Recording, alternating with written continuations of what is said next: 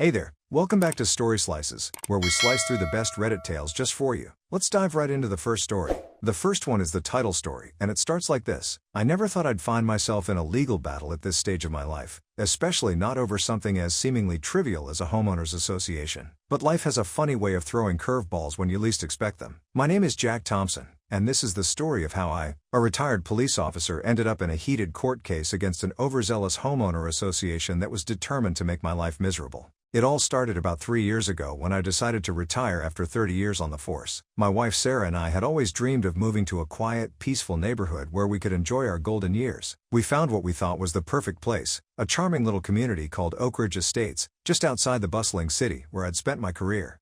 The house we fell in love with was a modest 2-story colonial with a wraparound porch and a big backyard. It was set back from the road, offering plenty of privacy, and had enough room for our kids and grandkids to visit comfortably. We were thrilled when our offer was accepted, and we closed on the property without a hitch. The first few months were blissful. We settled into our new home, got to know some of our neighbors, and started to feel like part of the community. I spent my days tending to our garden, while Sarah joined a local book club. Life was good, and we felt like we'd made the right decision in choosing Oak Ridge Estates. But then, about 6 months after we moved in, things took an unexpected turn. It was a sunny Saturday morning when I heard a knock at the door. I opened it to find a well-dressed woman with a clipboard and a forced smile. "Good morning, Mr. Thompson," she said, her voice sickeningly sweet. "I'm Linda Prescott, president of the Oak Ridge Estates Homeowners Association. I'm here to welcome you officially to our community and discuss your membership in the Homeowner Association." I was taken aback. In all the time we'd been living there, no one had mentioned anything about an homeowner association. "I'm sorry, Ms. Prescott, but I think there's been a misunderstanding. We weren't told about any homeowners association when we purchased the property." Linda's smile faltered for a moment before she caught herself. "Oh, I'm sure that's just an oversight. All homes in Oak Ridge Estates are required to be part of the homeowner association. It's in the community bylaws." I frowned, feeling a sense of unease creeping in. "Well, I'm afraid I'll have to decline. We bought this house outright, and there was no mention of an homeowner association in any of our paperwork. I'm not interested in joining." Linda's expression hardened. "Mr. Thompson, I don't think you understand. This isn't optional. All homeowners in Oak Ridge Estates are obligated to join the homeowner association and adhere to our rules and regulations." I stood my ground, my years as a police officer kicking in. "And I don't think you understand, Ms. Prescott. I've reviewed all of our purchase documents, and there's no mention of an homeowner association or any obligation to join one. Unless you can show me where I legally agreed to this, I'm going to have to ask you to leave my property." Linda's eyes narrowed, and her tone became icy. "Very well, Mr. Thompson, but I warn you, this isn't over. The homeowner association has ways of dealing with uncooperative residents." With that thinly veiled threat, she turned on her heel and marched away. I closed the door, my mind racing. What had we gotten ourselves into? Over the next few weeks, life went on as usual, but there was an undercurrent of tension. I noticed Linda and other members of the homeowner association board driving by our house more frequently, their eyes scrutinizing our property. I made sure to keep our lawn immaculate and our house well maintained, not wanting to give them any excuse to complain. Then, about a month after Linda's visit, we received a certified letter in the mail. My hands shook slightly as I opened it, already suspecting what it might contain. Sure enough, it was a notice from the Oak Ridge Estates Homeowner Association, citing us for multiple violations of their community standards. The list was ridiculous. Our mailbox was the wrong shade of black. Our garden gnome was unapproved lawn ornamentation, and apparently, the American flag we had hanging from our porch was oversized and a nuisance to neighbors. The letter demanded that we correct these violations within 14 days, or face fines of $100 per day per violation. I was furious. Not only were these so-called violations completely arbitrary, but we had never agreed to abide by any homeowner association rules in the first place. I immediately called our real estate attorney, explaining the situation and asking for advice. "Jack," he said after I'd filled him in, "I've reviewed all the documents from your home purchase. There's absolutely nothing in there about an homeowner association or any requirement to join one. It sounds like this Linda Prescott is trying to bully you into compliance. My advice? Stand your ground. They have no legal authority over you."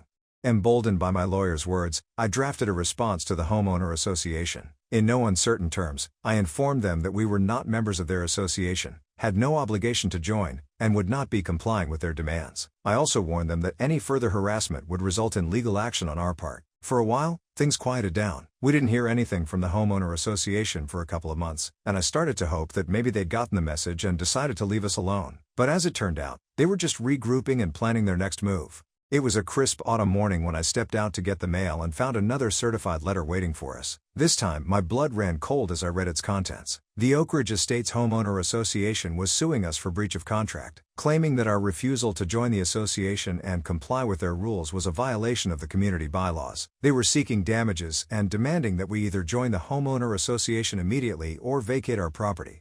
I couldn't believe what I was reading. How could they possibly think they had a case? We'd never signed any contract with them, never agreed to any bylaws. It was absurd. But as I read on, I realized they were taking it even further. The lawsuit claimed that our home wasn't even legally part of Oak Ridge Estates, alleging that it had been erroneously included in the development years ago, and that we were essentially squatting on homeowner association property. I called our lawyer immediately, my voice shaking with anger and disbelief as I relayed the contents of the letter. He was just as shocked as I was. "This is outrageous, Jack," he said, his tone a mix of anger and determination. "They're grasping at straws, trying to intimidate you with baseless legal threats. But don't worry, we're not going to let them get away with this. I'll file a countersuit for harassment and abusive process. We'll fight this all the way." And fight we did. The next few months were a whirlwind of legal proceedings, depositions, and mounting stress. Sarah and I found ourselves thrust into a battle we never wanted, our peaceful retirement disrupted by the pettiness and greed of a power-hungry homeowner association. As we delved deeper into the case, we uncovered some disturbing information about Linda Prescott and her board. It turned out that they had a history of aggressively targeting homeowners who refused to join the homeowner association, using intimidation tactics and frivolous lawsuits to force compliance. They'd successfully bullied several families into joining or moving out, but they'd never encountered someone as stubborn and well-versed in the law as me. The case dragged on for months, each side presenting their arguments in court. The homeowner association's lawyer, a slick young man named Bradley Wilson, tried to paint us as troublemakers who were disrupting the harmony of the community. He presented a stack of complaints from neighbors about our violations, and argued that our refusal to join the homeowner association was causing property values to decline. Our attorney, a seasoned litigator named Michael Donovan, systematically dismantled their arguments. He presented evidence that our home had been legally purchased, that there was no mention of an homeowner association in any of our documents, and that the claims about our property not being part of Oak Ridge Estates were completely fabricated. "Your Honor," Michael said during his closing argument, "what we have here is a clear case of harassment and attempted extortion. The Thompsons purchased their home in good faith, with no knowledge of or obligation to any homeowners association. The actions of the Oak Ridge Estates Homeowner Association, led by Ms. Prescott, have been nothing short of a campaign of intimidation against two retirees who simply want to live in peace in the home they rightfully own." As the trial wore on, we started to notice a shift in the community. Some of our neighbors, who had initially been swayed by the homeowner association's propaganda, began to see through their tactics. A few even approached us privately, sharing their own stories of run-ins with Linda and the board. It seemed we weren't the only ones who had issues with the way the homeowner association was being run. One neighbor, Tom Jenkins, even agreed to testify on our behalf. He told the court about how the homeowner association had threatened to fine him for painting his front door navy blue instead of the approved forest green. When he pointed out that the color guidelines weren't in the original homeowner association documents he'd signed, they backed down but had been making his life difficult ever since. "It's like living under a dictatorship," Tom said on the stand. "They make up rules as they go along and expect everyone to fall in line. The Thompsons are the first ones who've had the guts to stand up to them, and I for one am glad they're fighting this fight." As the case neared its conclusion, I found myself reflecting on the absurdity of the situation. Here I was, a retired police officer who had spent my career upholding the law and protecting people's rights, now fighting for my own rights against an organization that seemed to think it was above the law. The final day of the trial arrived, and the courtroom was packed. It seemed like half of Oak Ridge Estates had turned out to hear the verdict. Sarah squeezed my hand as we sat behind our lawyer, both of us tense with anticipation. Judge Eleanor Hawkins, a no-nonsense woman in her 60s, entered the courtroom. She had listened attentively throughout the trial, asking pointed questions of both sides. As she took her seat, a hush fell over the room. "In the case of Oak Ridge Estates Homeowners Association versus Jack and Sarah Thompson," she began, her voice clear and authoritative, "I have carefully considered all the evidence and arguments presented by both parties. This case raises important questions about property rights, community governance, and the limits of homeowners association authority." I held my breath, feeling Sarah's grip on my hand tighten. "It is the finding of this court," Judge Hawkins continued, "that the plaintiffs, Oak Ridge Estates Homeowner Association, have failed to provide any credible evidence that the defendants, Mr. and Mrs. Thompson, were ever legally obligated to join their association or abide by its rules. The claim that the Thompsons' property is not legally part of Oak Ridge Estates is similarly without merit, and appears to have been fabricated solely for the purposes of this lawsuit." A murmur ran through the courtroom. I saw Linda Prescott's face turn pale. Furthermore, the judge went on, her tone growing stern, this court finds the actions of the Oak Ridge Estates Homeowner Association to be egregious and potentially illegal. The pattern of harassment, intimidation, and abuse of legal process demonstrated by the plaintiffs is deeply troubling. It is clear that the Homeowner Association, under the leadership of Linda Prescott, has repeatedly overstepped its authority and violated the rights of homeowners in Oak Ridge Estates. Judge Hawkins paused, looking directly at Linda and the Homeowner Association board members. Therefore, this court rules in favor of the defendants, Jack and Sarah Thompson. The Oak Ridge Estates Homeowner Association is hereby ordered to cease all attempts to force the Thompsons to join their association or comply with their rules. Additionally, the Homeowner Association is to pay damages to the Thompsons in the amount of $50,000 for legal fees and emotional distress caused by this unnecessary and malicious lawsuit. The courtroom erupted in a mix of cheers and gasps. Sarah threw her arms around me, tears of relief streaming down her face. Our lawyer, Michael, turned to us with a broad smile, shaking our hands vigorously. But Judge Hawkins wasn't finished. Moreover, she said, raising her voice above the commotion, this court is referring this matter to the State Attorney General's office for further investigation into the practices of the Oak Ridge Estates Homeowner Association. There is sufficient evidence to suggest a pattern of behavior that may constitute violations of state law regarding homeowners associations and property rights. Linda Prescott looked like she was about to faint. Her lawyer, Bradley Wilson, was frantically scribbling notes, his confident demeanor completely shattered. As we left the courthouse that day, surrounded by well-wishers and neighbors offering congratulations, I felt a profound sense of vindication. We had stood our ground, fought for what was right, and come out on top. But more than that, we had exposed the corrupt practices of an homeowner association that had been terrorizing our community for years. In the weeks that followed, the fallout from the trial was significant. Linda Prescott resigned from her position as Homeowner Association president, and several other board members followed suit. A group of homeowners, emboldened by our victory, called for a complete overhaul of the Homeowner Association's governance structure and a review of all its rules and regulations. Tom Jenkins, our neighbor who had testified on our behalf, was elected as the new Homeowner Association president. Under his leadership, the association took a much more reasonable approach, focusing on maintaining the community's appearance and value without resorting to heavy-handed tactics or arbitrary rules. As for Sarah and I, we finally got to enjoy the peaceful retirement we had dreamed of. Our home remained Homeowner Association free, a symbol of our stand against injustice. We became something of local celebrities in Oak Ridge Estates, with neighbors often stopping by to chat and thank us for taking on the old Homeowner Association regime. One evening, as Sarah and I sat on our porch enjoying the sunset and the sound of children playing in the distance, I reflected on the journey we'd been through. You know, I said to Sarah, taking her hand in mine, when I retired, I thought my days of fighting for justice were over. Turns out, sometimes you have to stand up for what's right, no matter what stage of life you're in. Sarah smiled, squeezing my hand. And I'm so proud of you for doing it, Jack. You've always been a protector, and you protected not just us, but this whole community. As we sat there, watching the sky turn from orange to purple, I felt a deep sense of contentment. We had faced a challenge we never expected, but we had come through it stronger, our bond with each other and our community deeper than ever. The battle with the Homeowner Association had been difficult, but in the end, it had reaffirmed something I had always believed, that standing up for what's right, no matter the odds, is always worth it. And as I looked out at the peaceful street we now called home, I knew that we had not just won a lawsuit, we had helped create a true community, one built on respect, fairness, and neighborly love. In the years that followed, Oak Ridge Estates flourished under its new, more reasonable leadership. The story of our battle with the Homeowner Association became something of a local legend, often recounted at community gatherings and barbecues. It served as a reminder of the importance of standing up for one's rights, and the power of community when faced with injustice. Sarah and I continued to enjoy our retirement, tending to our garden, hosting our children and grandchildren, and becoming integral parts of the Oak Ridge Estates community. We never did join the Homeowner Association, but we maintained a friendly relationship with Tom and the new board, often offering advice based on our experiences.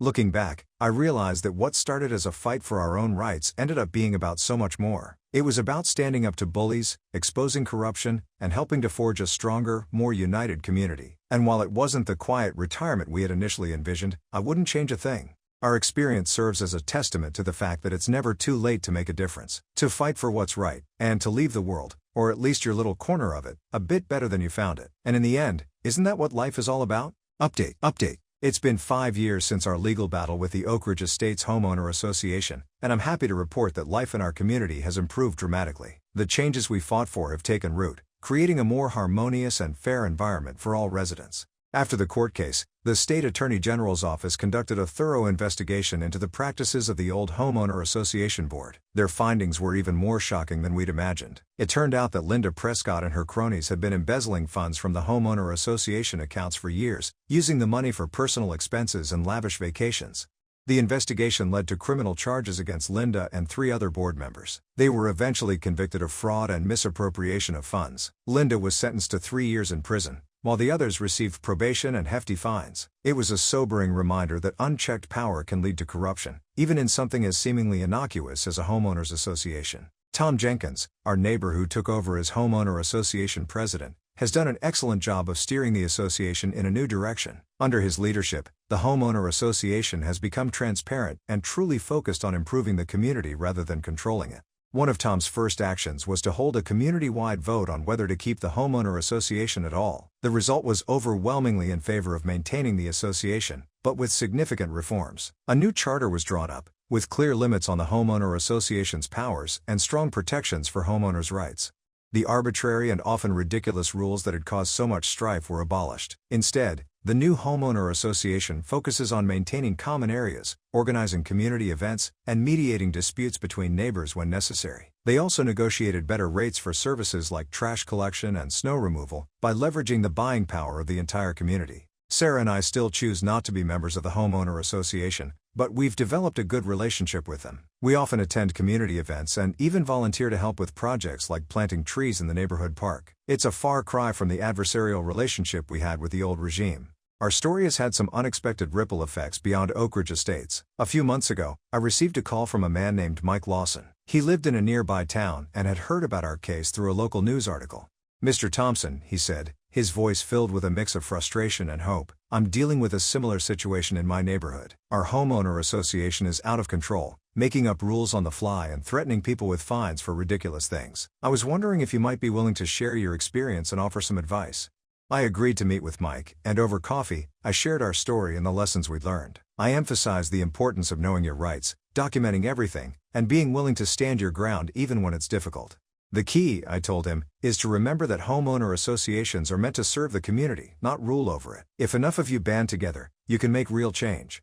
Mike took our conversation to heart. He organized a group of like-minded neighbors and, using our case as a template, challenged their homeowner association's overreach. Last I heard, they were making significant progress in reforming their association. Our experience has also led to some changes at the state level. A group of lawmakers, having heard about our case and others like it, introduced a bill to provide more oversight for homeowner associations and strengthen homeowners' rights. Sarah and I were even invited to testify at a committee hearing, sharing our story and advocating for change. The bill, which passed with bipartisan support, now requires homeowner associations to be more transparent in their operations, limits their ability to change rules without homeowner approval, and provides a clear process for resolving disputes. It's not a perfect solution, but it's a step in the right direction. On a personal level, the whole experience has given me a new purpose in retirement. I've become something of an advocate for homeowners' rights, often speaking at community meetings and offering advice to others facing similar struggles. It's not the quiet retirement I had initially envisioned, but it's deeply satisfying to be able to help others stand up for themselves. Sarah has been incredibly supportive throughout all of this. She often jokes that she married a cop and ended up with an activist. But, she always adds with a smile, "I wouldn't have it any other way." Our home in Oak Ridge Estates has truly become the peaceful haven we always wanted. Our garden is thriving, we've made wonderful friends in the neighborhood, and we no longer have to worry about getting fined for the color of our mailbox or the height of our grass. Just last week, we had a big neighborhood barbecue in our backyard. As I looked around at all the smiling faces, longtime residents, newcomers, even Tom and some of the homeowner association board members, I couldn't help but feel proud of how far we've come. During the party, our next-door neighbor, Ellen, pulled me aside. "You know, Jack," she said, "I never properly thanked you for what you did. When you first started fighting the old homeowner association, I thought you were just being difficult, but now I see how much better things are for all of us. You and Sarah really changed things for the better." Her words meant a lot to me. It was a reminder that standing up for what's right, even when it's hard, can have a lasting impact not just on your own life, but on the lives of those around you.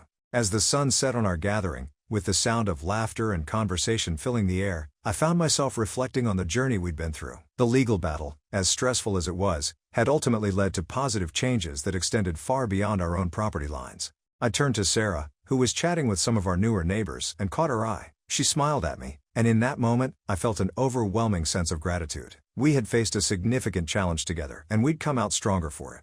Later that night, as we were cleaning up after the party, Sarah said, "You know, Jack, when we moved here, we thought we were just buying a house, but look at what we've built, a real community." I nodded, understanding exactly what she meant. Our fight against the homeowner association had been about more than just asserting our rights as homeowners. It had been about standing up for fairness, challenging abuse of power, and ultimately, helping to create the kind of neighborhood we all wanted to live in.